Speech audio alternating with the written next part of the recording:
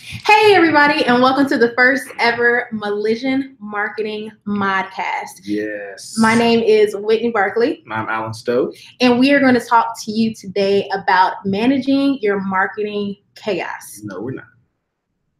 What? So referee. Be the referee of your marketing chaos. Same thing. I don't know anything about basketball, FYI. I kind of went along for educational purposes, but I do know what I'm talking about today. So there's no basketball, but knows marketing. Yes, it's all about marketing. Alan, can you give them just a little bit of background about Mollision? Mollision Marketing was created to educate small business owners and to connect, collab, and create with those small business owners and other marketing specialists so we can all market responsibly. Yes, market responsibly. You'll hear us say that a lot. Yes. So what we're going to do, just a quick second to talk about some of the ground rules. First and foremost, if you are watching this live, be sure to make sure that you ask us questions. Yes. We definitely want it to be interactive, and we want to make sure that we're answering any questions that you guys have, because again, this is an opportunity for you. Mm-hmm. And if you have any questions or comments, and if you want to chime in on some of your experiences, let us know in the comment section on YouTube. Now, the webinar is going to go a little different. And you want to explain some of the rules? Yes. So we have 7 topics to talk about, but not that much time. So, and Whitney likes to talk a lot. So I'm putting her on a timer. But no, we're going to talk about each topic for 3 minutes. And I'm going to set my timer so we stay on track. Yes, 3 minutes. And in the event that we get cut off and there's something that you want any type of explanation or any clarity on, be sure to ask us the question at the end before we hop off of the webinar. Mm-hmm. So, anything else before we get started? Let's go. All right, without further ado, let's get started. Now, our first topic is the timeout. Yes, that. So with the timeout, it's really important to understand that when you're in business, you want to take a time to assess and evaluate the things that are happening with your marketing. Now, the thing that a lot of new entrepreneurs or small business owners do is that they often just kind of make fly marketing plans. So what I mean is off the fly is they literally just put out something. Their marketing goals are not in line with their business goals. The other day, Alan and I had a consultation and we spoke to a potential client about working with them. And this client had an amazing idea, really great, but had no idea how to monetize it. Well, if you don't know how to monetize, you can't really create a marketing plan because you don't know what you're selling. So while you may start to build your brand and gain visibility, ultimately there's not really a return on investment of your efforts. Yeah, and it's really like, is your idea or your brand, can that be monetized? I guess I should start the timer. Because a lot of people have their brands, and the brand is what makes the money, but what is the product of their brands? So, and what is that go-to product? You know, McDonald's, they'll come out with a McRib, or what I really liked back in the day was the McShaker, salad in the cup.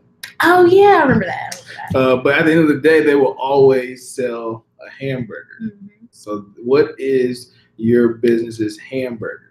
That's what you should ask yourself. And then how will you create the funnels to get clients, customers, whoever to that hamburger? Right.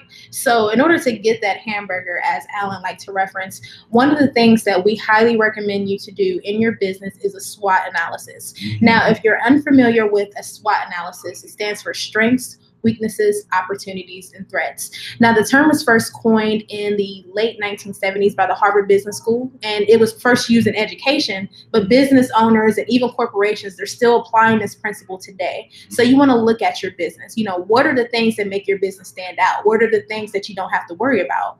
Then when it comes to your weaknesses, what are those things that you need to work on? You know, how are you going to elevate your business next year? And then what are those opportunities? Are there partnerships that you can leverage? Is there media coverage that you've had in the past that you're able to sort of highlight?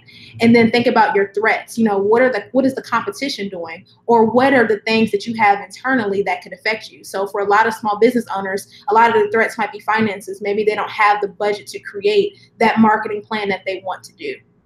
So start to think about that SWOT analysis, and it's something that you should probably start to conduct at the end of every quarter. So we're approaching the end of Q1. So this is a perfect opportunity to assess what you've done so far for the year, because you still have 3 more quarters to go and you can still make a slam dunk. Is that right?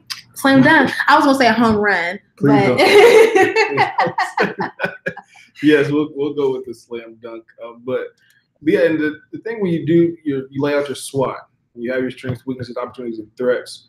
You don't want marketing to be one of those threats. Now, yes, you may be on a tight budget.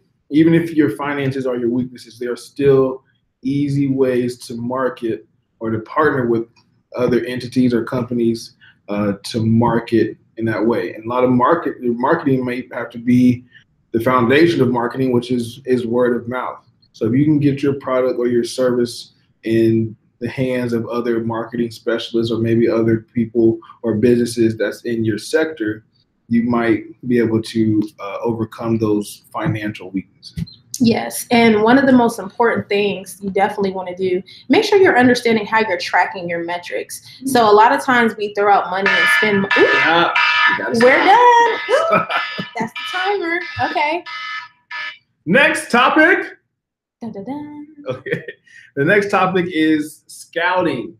Right? What is your competition doing that you aren't?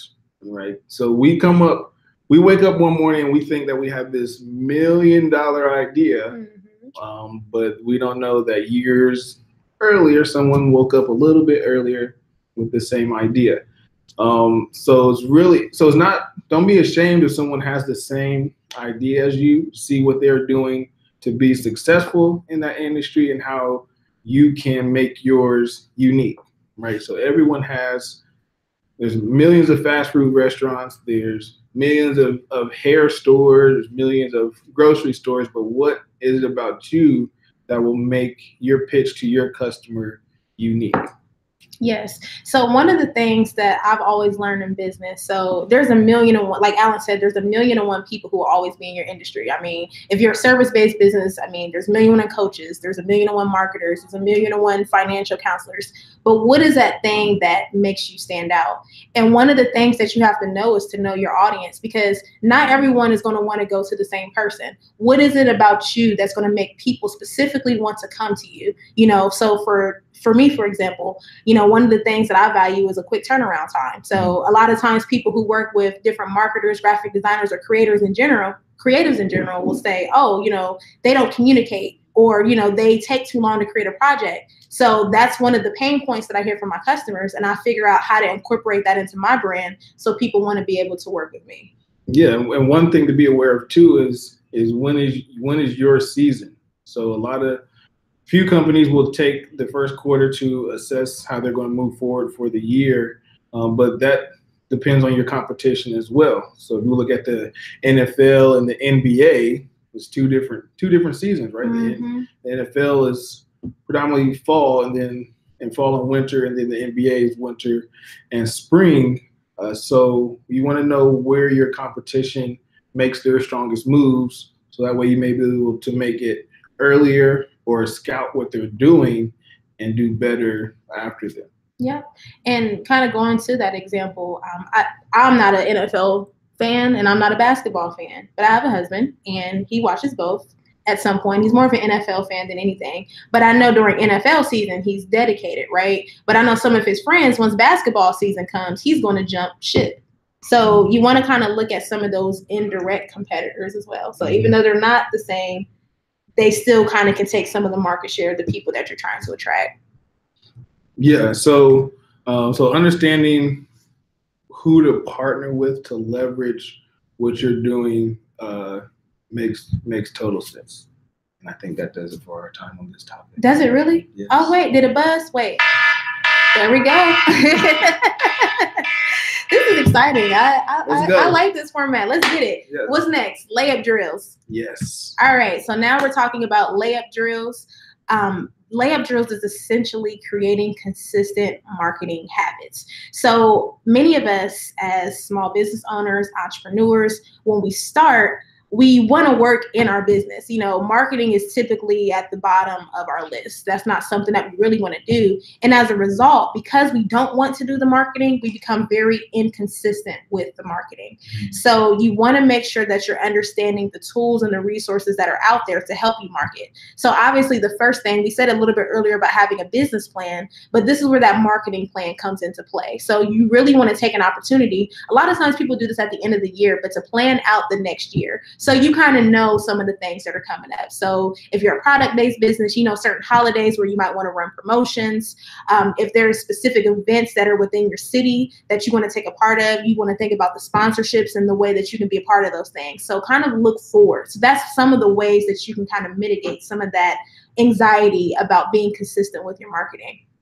And then the other thing too, start to think about some of those tools. So I'm a big fan of using tools like Hootsuite and Buffer. There's also one called CoSchedule. I mean, there's a ton of social media planning tools that you want to make sure that you're utilizing, because I mean, literally people who you think are on social media all day, every day, they're not on social media. They're scheduling those things. So it's really important to schedule them so you have more time to work in your business rather than work on it with your marketing efforts. Yeah, know your audience, and know your product's popularity. So you want to avoid if you're just starting off, you want to know what impact that you can make or leave. So the example that we use all the time is our business is not Beyonce. So Beyonce a few years ago just popped up with an album and surprised everyone, but obviously, the Beehive is her marketing team and can spread the word rather quickly, and she can make sales that way. Yeah, not everyone is Beyonce. No. So they are not. Think about that. But figure out how to capitalize on those moments. In that same breath, he talked about, I'm a Beyonce fan. That's something I didn't know about. But in that same breath, when you think about Beyonce, I remember when she, not necessarily with her album, but when she announced that she was pregnant with twins, I remember getting 3 different emails from 3 different companies doing a 2-for-1 sale in honor of Beyonce's pregnancy. So understand knowing how to create an environmental scan, understand how to look around the environment, see what's going on, and figure out how you can insert or interject your brand with the things that are currently happening and things that are trending. That's why, you know, tools like Twitter are so important, because they tell you what the world is talking about. If you can get in those conversations, that can ultimately put you in front of the people that you want to reach. Right. And so leveraging trending topics or Still have to wait. Next topic, crossover. All right. So one of the things that when you're starting off your business is to create your business's voice and identity, right? So just like your team in sports has an identity. So we know the Warriors, all they do is shoot threes, but they're also great defensive teams, but their identity is shooting threes. Steph Curry, Kevin Durant. You know what I'm talking about? Yeah, I do. But what you want to stay true to that and have brand integrity, but also don't be afraid to step outside of your box to get to another audience, because you really don't know your audience unless you survey your audience and do an in-depth survey of your audience. For instance, there was a company who their target demographic was the African American community, young females in the African American community. But when they did in-depth research, they found out 51% of their customer was Caucasian. So you really want to know the market that you're in, and then who is receiving your product. Exactly. I mean, and it's also about looking at the different types of data sets that you want to look at. So you have your demographics, which is kind of what Alan referenced. So, you know, obviously, you know, the race, the sex, the geographic location of where they are, how much money they make, the education level. Those are kind of all your demographics. But then you also want to look at your psychographics. So that breaks down to attitudes, interests, and opinions. So how are people thinking? So one of the things that I definitely recommend, if you've never done it before, create your brand avatar. Find that user. So if you are creating your company, what would that typical user look like? So for example, let's use GameStop.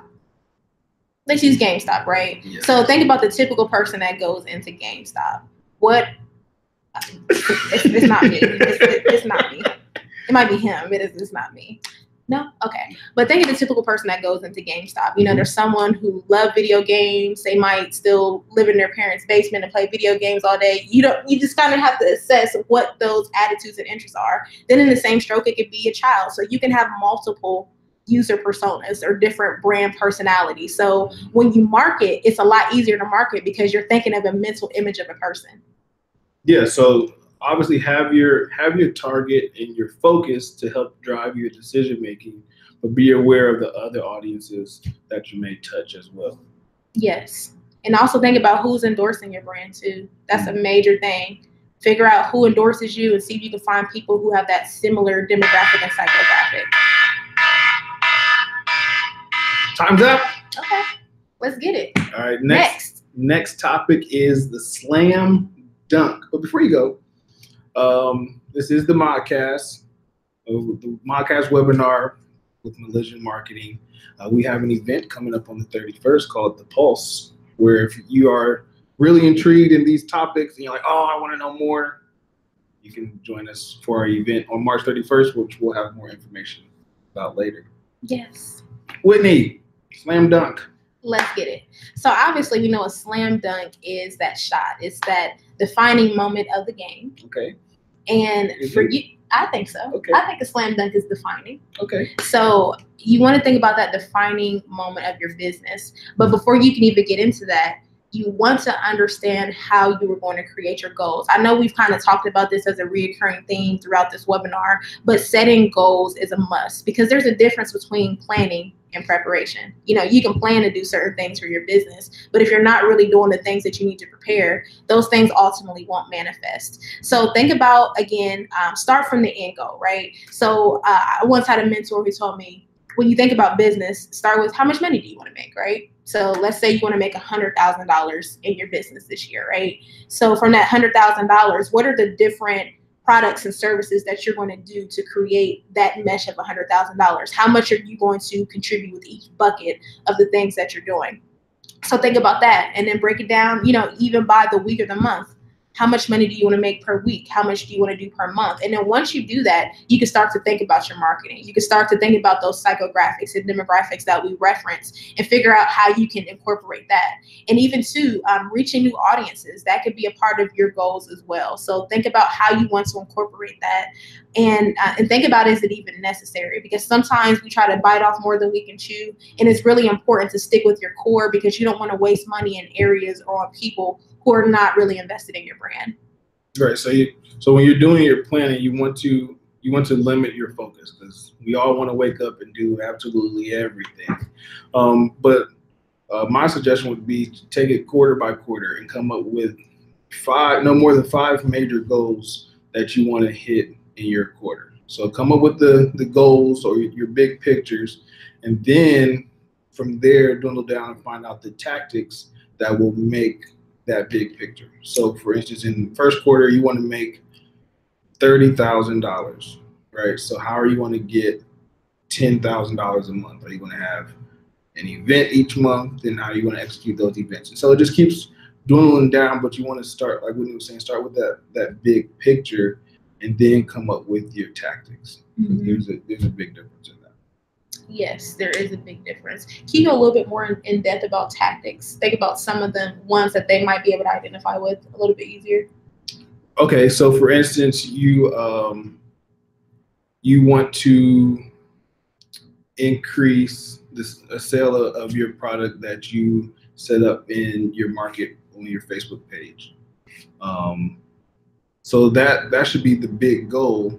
But some people will say, oh, I want to increase my Facebook following, right? But you want to ask yourself why over and over to see what's really the big picture and what's the tactic. Yep. Ooh-wee. Yes. Oh my gosh, you're getting close to the end. We have what, two more to go? Yes. Just 2. The next topic we're talking about is the bench. All right. Not everyone can get in the game, coach. Nope. All right. So take a break from old strategies and wait to play them later. So really, you want to take time to look at what is your marketing strategies. There's companies out there, I won't name any names, but that are still paying for marketing services that don't even exist anymore. So as far as like phone book services or postal service marketing avenues that you used to have, some companies aren't even aware that they're still paying for those services that don't exist. So if you're doing things like that, you may want to put those on the bench, or in some cases, cut them from the team. Mm-hmm. And that just requires an audit, really just doing an audit of all of your marketing efforts and just ensuring that, you know, it is something that's still relevant. Because a lot of times we'll pay for things, we'll put it on autopilot, and then we don't think about it. Like, I know I've paid for services and I'm like, man, like, where did all my money go? And then I look at it and I'm like, oh, you know, I don't even use this. Like, this is not a necessity. Well, I have, and I guess that makes me relatable. You're not human. But but no, seriously, you definitely want to make sure that you do an audit on just some of the services that you are using and making sure that you're actually using them. Now, a big misconception that a lot of people do, they think that as soon as they get into business, they have to buy all these big services. Like, you know, when people start doing webinars, they'll want to buy like Webinar Jam, which is like a $500 webinar service, or they'll want to buy like all these customer management systems when they only have like 2 clients. So sometimes you have to be realistic. Start small and then work your way up. You want to see how things progress before you start to throw out money on marketing tools that may be effective, but may not be your right now tools, if that makes sense. Right, because everything at the end of the day is the ROI. What is your return on your investment? And if you're putting a lot of money out and not getting it back, then that's what you want to evaluate, whether it's old practices or your dream practices. So you have to really align your marketing strategies with where you are as a company. So if you just woke up and went downtown today and got your LLC, and you don't have any money and you're your only employee, you may not want to go out and buy TV ads tomorrow, unless you have a trust fund. Even still, don't do it. No, you want to make sure that your marketing tactics and strategies line up with your finances. Yeah, and make sure that you're not stressing over low priority items. Sometimes we put more emphasis on things that don't really matter in our business yet. So really figure out what those priorities are, so that way you're ranking the best things at that point in time. Wow. Yes. All right, it's about that time. We have one more left, and this is going into overtime. All right, so how much work are you going to put in?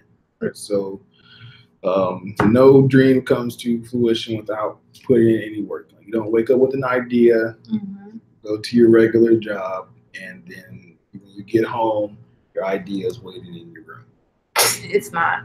I mean, and I think one thing too, I definitely would recommend to new business owners, especially if you're someone who's just starting out, Rome wasn't built in a day, and neither will your business be built in a day. So it's really important not to give up on some of the things that you're doing, and realize that sometimes it takes re-strategizing and recharging the efforts that you're actually doing. So don't become discouraged as you start to build, but, you know, really just start to think about plan A, but also think of a plan B and C if plan A doesn't work out for you. Yeah, and if it is your plan A, don't hit the go button on plan A right away. All right, so come up with an idea, write it out, plan it out, let it rest, let it marinate, and then revisit it with a fresh set of eyes, or send it off to someone that you trust to give you that honest feedback on it. Because what you'll notice is when you come back and look at something with a fresh set of eyes, you'll notice even how to build on that even more. So if you know you have, so say for instance, you want to make a website for your business, take it a page at a time. Like if it doesn't, this goes back to the low priority things. If it doesn't directly impact your business, if you haven't launched your business yet, then don't worry about building your website in one day. Take it a page at a time, make sure it's nice, neat, concise, and then go to the next page. And when it's at a point where it's time to launch, then let it out. Yep. I mean, and I think too, perfectionism, because I think sometimes we want our businesses to be perfect, and especially with marketing, we want them to appear to be perfect. You definitely want to make sure that you're putting out your best foot forward. But again, as Alan said, don't concentrate on the little things that no one even knows exist yet. I think sometimes we have things that are all in our head and we think that people are paying attention. In reality, they are not. So definitely make sure that you keep that in consideration and you don't allow perfectionism to stop you from effectively marketing your business. Right. And splitting up your time that you put into your business is what's healthy for you. So a lot of people misuse the word grind, or they're working hard. Or hardly working. And that's what it really turns into. So if you're putting in more than 50 hours a week towards your work and what you're trying to do, that's when you start getting unhealthy and inefficient results. Yep. So make sure. Oh, perfect. Perfect. I guess we're out of time then. All right. That was awesome. What? 3 minutes to spare? We're good. We timed it for 30 minutes, so we're getting there. Yes. So we have a response on our chat from a viewer. Says, I recently came across some platforms that share the same names as my platform. Any tips you guys have that I can use to set myself apart without changing my platform's name? Ooh, well, that is a great question. So I actually had the same thing happen to me. So I have a podcast called the Pink Lemonade Podcast. So my podcast is actually the same name as a RuPaul podcast, oddly. But that podcast in particular only lasted for a certain period of time. So they no longer do that podcast anymore. So when I first started, all their stuff would pop up. But the main thing that I did, I remain consistent. So now when you go and type in Pink Lemonade Podcast, my podcast pops up at the top of Google. So I definitely would say first, be consistent. Focus on your branding, like the look and feel of your brand, because sometimes there are companies who exist in the world who have different names, but they operate in different industries. But you can also look at their branding and see that they're totally different companies. And if you have the opportunity, see if the name is trademarked, because if the name is not trademarked, then you have that opportunity to claim that as your brand, and then everyone else looks fraudulent. So make sure that you do that if you have that opportunity. Yeah, that's a great question. It is. And that's from Rome. Thanks. Great question. So something that wasn't built in a day? Nope. But thank you for joining us for the first Modcast webinar. Before you go, we have some more information about the event that we're having March 31st called The Pulse.